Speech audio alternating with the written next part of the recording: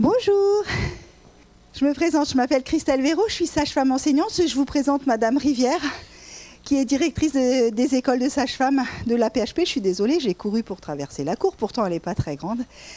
Je vous remercie d'être tous là. Et donc là, nous on va présenter la formation en sciences maïeutiques et la profession sage-femme. Et après, si vous avez des questions, on prendra le temps. Et sinon, nous avons un stand qui est en face. Alors,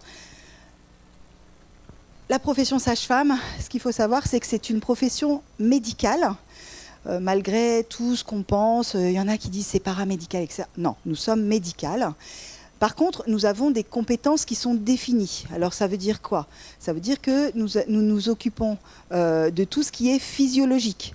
À partir du moment où il y a de la pathologie, c'est pas qu'on ne s'en occupe plus, mais on va travailler en équipe avec des professionnels, d'autres professionnels, pour pouvoir bien prendre en charge les patientes. Donc, profession médicale à compétences définies. Nos missions principales, ça va être la prise en charge médicale, sociale et psychologique des femmes, et pas que des femmes enceintes, ce sont des femmes, dans leur vie génésique. Notre profession est réglementée. Nous sommes inscrites dans le Code de santé publique. Nous avons un code de déontologie professionnelle et nous devons nous inscrire au Conseil de l'ordre. Donc ça, c'est pour poser le cadre. Notre profession, donc, c'est spécialiste de la physiologie en santé génésique. On fait le suivi gynécologique et obstétrical des patientes.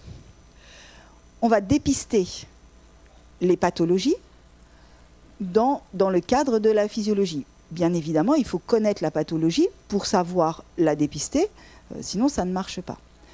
Et on va travailler en collaboration avec le médecin, surtout dans le cadre de la pathologie.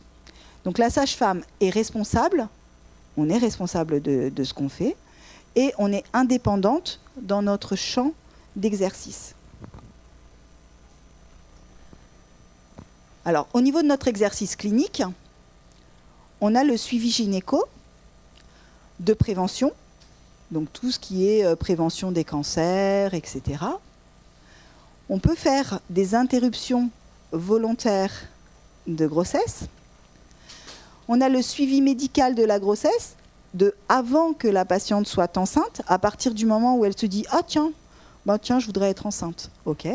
Jusqu'à ce qu'elle soit enceinte, puis qu'elle ait accouché, on s'occupe de l'accouchement et on s'occupe des suites de couches. On va faire la préparation à la naissance. Donc ça, la préparation à la naissance, c'est pour aider, accompagner les femmes, leur expliquer comment ça se passe, pour diminuer un petit peu le stress qui pourrait être engendré par la grossesse. Nous faisons les consultations d'urgence d'obstétrique. On suit le travail, donc à partir du moment où la femme commence à avoir des contractions pour l'accouchement. On va pratiquer les accouchements quand tout va bien, quand c'est physiologique, on fait l'accouchement. Et puis, quand on a besoin d'aide, on va demander à l'obstétricien de nous rejoindre et on travaille de concert. On va faire la délivrance, les sutures. Donc, on a une partie de travail avec les gynécologues obstétriciens. Et puis, on a aussi une partie de travail avec les pédiatres. Puisque nous, quand on va faire l'accouchement, parfois, de temps en temps, le bébé, il arrive, il est un petit peu, entre guillemets, sonné, donc il faut le réanimer, un petit peu l'aider à remonter la surface. Du coup, on va faire de la réanimation néonatale. Et c'est notre job, on est responsable de cette réanimation néonatale jusqu'à ce que le pédiatre arrive, et quand le pédiatre est là, on va le faire avec lui. On va également prendre en charge la mère et l'enfant en postpartum, donc une fois qu'elle a accouché, et puis on peut faire aussi les vaccins. Les vaccins pour la mère, et puis les vaccins pour l'entourage. Donc on est technique et aussi psychologique. Alors en période prénatale, avant qu'elle accouche, on va faire ce qu'on appelle la déclaration de grossesse, on fait les consultations mensuelles, comme un médecin généraliste qu'on va voir pour un suivi. Là, on va consulter une sage-femme. On va prescrire les examens complémentaires pour savoir si tout va bien, s'il n'y a pas une pathologie qui se développe. On peut faire de la surveillance à domicile. On peut faire des échographies obstétricales. Donc à l'école, on va commencer à vous apprendre à faire des échographies. Et puis pour pouvoir vraiment exercer, on va faire ce qu'on appelle un diplôme universitaire. Ce qu'il faut savoir, c'est que les sages-femmes n'ont jamais fini de faire des études. Elles font des études tout le temps, même une fois qu'elles sont diplômées. Elles continuent de se former. Mais ça, c'est tous les professionnels de santé continuent de se former pour pouvoir améliorer leurs compétences. Et puis on fait la préparation à la naissance et à la parentalité. En période pernatale, on a la surveillance clinique du travail. On va faire les accouchements eutoxiques, donc les accouchements normaux. On va faire l'examen clinique du nouveau-né pour voir si tout va bien, s'il ne lui manque pas un doigt, etc. Et on va faire la réanimation néonatale en cas de besoin. En post-natal, une fois qu'elle a accouché, on va surveiller la mère, le nouveau-né. On va mettre en place et aider la maman à allaiter, à mettre en place l'allaitement.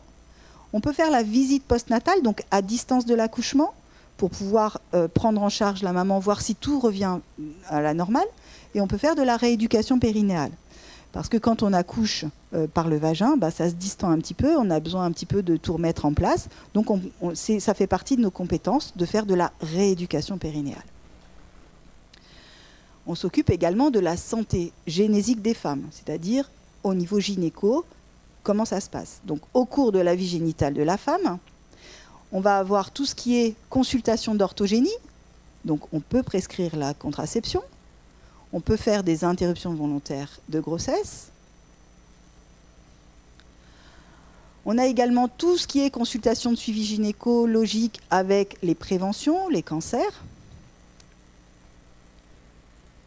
On est également sur la prévention et le dépistage, donc sur voir si tout va bien, donc les vaccinations, et puis toutes les violences faites aux femmes. On fait également de la recherche. Alors en France, la recherche en périnate, elle n'est pas très développée. Donc en fait, on la développe de plus en plus et on travaille tout autour de la recherche. On travaille, et puis la 6e année qui vient de passer a aussi tout son intérêt dans la recherche en périnatalité, parce que c'est important de continuer cette recherche, parce qu'on n'a pas tout découvert sur l'obstétrique, parce que si on avait tout découvert, on saurait pourquoi et comment une patiente se met en travail, et on n'aurait pas des accouchements la nuit. D'accord ? On ferait en sorte que les patientes accouchent aux heures ouvrables. Au niveau on a d'autres missions, donc les missions humanitaires et sociales. Donc on peut aller à l'étranger, s'occuper des femmes. Il y a pas mal de sages-femmes actuellement qui partent en Ukraine pour s'occuper des patientes. Mais on peut aussi avoir des missions humanitaires à Paris. Les sages-femmes font des maraudes dans Paris pour prendre en charge les femmes qui en ont besoin, qui sont en précarité. Donc là, par contre, de nouveau... il y a de nouveau un diplôme universitaire à passer en plus pour être plus à même de prendre en charge les particularités de cette population. Les modes d'exercice. Alors, on a un mode d'exercice très varié. On peut travailler à l'hôpital public, dans le privé. On peut travailler en libéral, donc avoir son cabinet avec une ou plusieurs autres collègues. Donc voilà, comme un médecin généraliste. On peut travailler en protection maternelle et infantile. On peut travailler en planning familial. On peut travailler dans les centres d'aide médicale à la procréation. Une sage-femme a un panel d'activités. Si elle voulait, elle pourrait changer tous les ans. Elle pourrait changer de type d'activité. Bon, elles ne le font pas, mais elle pourrait le faire parce qu'on a vraiment une activité très variée. Alors les aptitudes. Que faut-il pour être sage-femme ? Alors pour être sage-femme, il faut aimer le sens du relationnel. Une sage-femme, ça parle tout le temps. Ça communique. Il faut aimer le contact humain. Il faut pouvoir aller vers l'autre. Il faut pouvoir toucher l'autre. Ce n'est pas toujours évident. Avant de le toucher, il faut lui demander la permission, mais il faut pouvoir le faire. Il faut savoir aussi écouter pour pouvoir recevoir les informations, pour pouvoir les traiter. Donc, on a tout ce côté humaniste et éthique. Alors, il faut de la résistance physique. Oui, parce que nous faisons des gardes de 12 heures. Le jour, la nuit. Donc c'est physique. Mais je dirais que tous les métiers de soins, tous les soignants doivent avoir cette résistance physique. Il faut avoir une résistance psychologique. Oui, alors on a le plus beau métier du monde, c'est vrai. Tout se passe bien, c'est vrai, dans 80% des cas. Parfois, ça ne se passe pas très bien. Parfois, un bébé n'est pas attendu. Parfois, une maman n'a pas envie de ce bébé-là. Il faut savoir l'écouter, il faut savoir entendre, et puis il faut savoir l'accepter. Parfois, il y a des bébés qui ont décidé de ne pas aller jusqu'au bout et puis de mourir. Bon, il faut savoir aussi les prendre en charge. Même si c'est de la pathologie, notre rôle à nous, c'est d'accompagner. Donc tout ça, ça s'apprend. Et c'est une résistance psychologique, mais je dirais que tous les soignants sont confrontés à la vie et à la mort. Il faut avoir de la rigueur. Bon, ça, la rigueur, je dirais qu'à partir du moment où on a décidé de rentrer dans le monde du travail, il faut avoir de la rigueur. On ne peut pas se dire, tiens, je vais faire boulanger sans être rigoureux. Sinon, le pain, il ne va pas avoir une belle tête. C'est pareil pour la sage-femme. Sauf que là, on a quand même entre les mains une maman, un bébé, un papa, une famille. Donc cette rigueur-là, oui, effectivement, on est très exigeant. Et dans les écoles, nous sommes très exigeantes. Il faut avoir le sens des priorités. Est-ce que je vais plutôt m'occuper de cette patiente-là, plutôt cette patiente-là, ou plutôt ça? Donc voilà, sens de priorité. Et puis il faut avoir une curiosité intellectuelle, parce qu'on va se former tout au long de notre vie. Le sens du questionnement, on va se former tout au long de notre vie. Pourquoi, comment, qu'est-ce qui se passe? On va faire de la recherche, tiens, on va résoudre ce problème-là, etc. Alors la formation. Donc, moi, je suis dans une école de sage-femme. Comment elle se passe? Passe-LAS. Donc ça, vous allez avoir une information, ou alors vous avez une conf, enfin un stand, pardon. Après, une fois que vous avez passé Passe-LAS, qui est un concours, vous allez avoir le premier cycle. Quand vous entrez à l'école, vous avez la 2e année et la 3e année, où vous allez, à la fin de la 3e année, vous avez une licence. Bon, cette licence ne vous permet pas d'être sage-femme, d'accord? Il faut continuer, forcément. Pour pouvoir passer de la 3e année au master, il faut avoir validé tous les enseignements et avoir fait correctement vos stages. Après, on passe au 2e cycle, 4e et 5e année, où là, on a après un master. Ça, c'est jusqu'à cette année. Et puis après, maintenant, il y a le 3e cycle, qui est la 6e année en sciences maïeutiques, qui vous confère le diplôme d'État de docteur en maïeutique. Et ça, c'est à partir de l'année prochaine que ça va se mettre en place. Donc tous ceux qui vont rentrer l'année prochaine en Passe-LAS feront leurs études en 6 ans. Et puis après, là où il y a marqué développement professionnel continu, donc les sages-femmes et les professionnels de santé font une formation régulière tout au long de leur vie. Mais on peut aussi se dire, tiens, j'aimerais bien un petit peu encadrer les patientes qui fument. Bon, je vais faire un DU de tabacologie. Tiens, j'aimerais bien faire de l'échographie. Je vais faire un DU d'échographie. Tiens, j'aimerais bien faire de l'éthique. Je vais faire un master d'éthique. Ou alors, je peux même aller jusqu'au doctorat. Donc, en fait, on a vraiment un panel d'activités et de formations. Bien évidemment, on peut... le développement professionnel continu, c'est on est en activité, on est payé, et puis on prend du temps sur notre temps de travail, généralement en plus de notre temps de travail d'ailleurs, pour pouvoir se former.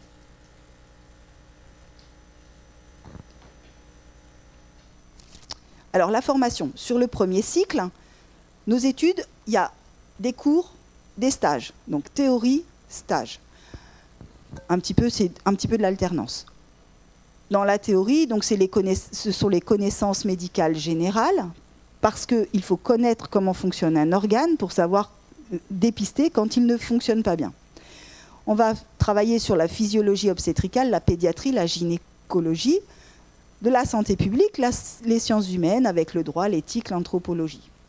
Et puis il y a les stages. Dès la première année en école de sage-femme, donc ce qu'on appelle la SMA2, on a des stages.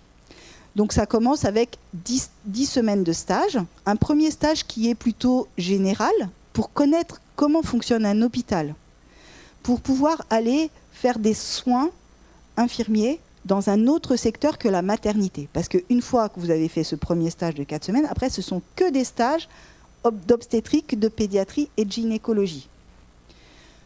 Et donc, dès le deuxième stage, on est en maternité. En SMA 3, eh ben, on a 24 semaines de stage, un petit peu plus. OK ? Donc en consultation, en salle de naissance, ensuite de couche, sage-femme libérale. Deuxième cycle, c'est un peu sur le même modèle, mais plus ça va, et plus il y a de stages. Donc toujours, alors là, on va aborder la pathologie, parce que même si on ne prend pas en charge la pathologie, il faut savoir qu'il y a une pathologie, donc il faut la prendre. Il y a beaucoup de cours, hein. C'est assez intense. Pathologie, obstétrique, pédiatrie, gynéco, on travaille sur le raisonnement médical, on fait de l'initiation à la recherche, et la 6e année va nous permettre de renforcer un petit peu cette recherche. On travaille sur les sciences humaines, le droit, la santé publique, et on parle anglais également. Les stages, eh ben, pareil, on fait des stages un petit peu partout, en grossesse à haut risque, en salle de naissance, en suite de couche, en néonatologie, en gynécologie, et en SMA 5, donc en dernière année actuellement. Là, nous sommes en train de travailler sur la 6e année, donc je ne vais pas vous parler de ce qui se fait en 6e année parce qu'on ne l'a pas encore tout à fait bien créé, mais ça va venir. Quand vous allez arriver, ce sera prêt. En tout cas, là, en 5e année, la formation est sur du stage sur le dernier semestre. Il y a 6 mois que de stage. C'est un stage pré-professionnel pour que les étudiants puissent commencer à se dire bah, tiens, moi je vais travailler là. Et donc, du coup, c'est pré-professionnel. Alors, pour information, à partir du 2e cycle, vous commencez à être payé. Pas beaucoup, c'est pas énormément. Madame la directrice, on est payé combien? 180. Bon, on est bien payé, mais enfin, ça ne permet pas de payer le loyer quand même, hein, on est d'accord.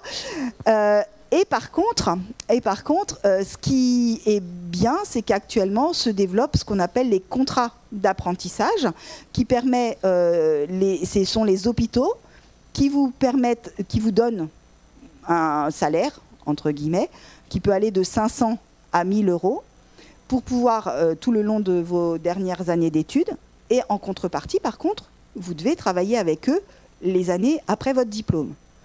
Alors, c'est un avantage, ça permet d'avoir des sous pendant les études, c'est pas négligeable. Ça permet aussi d'avoir un poste sûr. Bon, ceci dit, là, actuellement, il y a 0% de chômage. Donc, voilà, vous avez un petit peu... cet argument-là est moins valable.